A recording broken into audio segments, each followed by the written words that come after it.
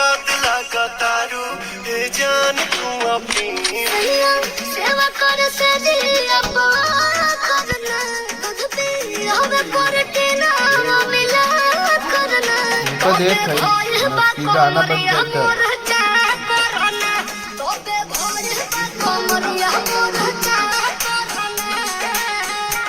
दूसरे डिप लगाए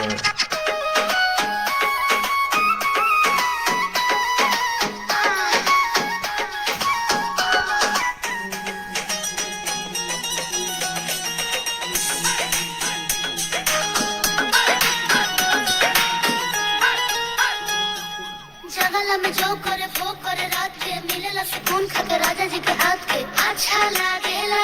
कमर ककरी से भइल काटा हरावा हो गलिया लागेला जान डमा तारावा हो गलिया लागेला जान डमा तारावा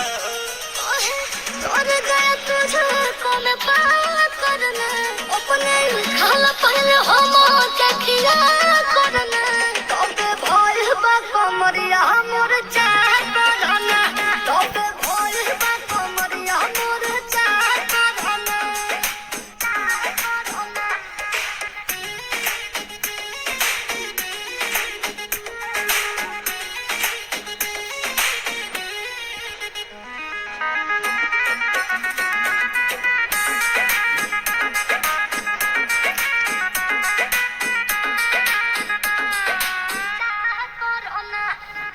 प्यार देखे धांसो हर घरे जरूरत रहेली मोर सासु बुरा लागेला ढेरे सहतारू जान साचो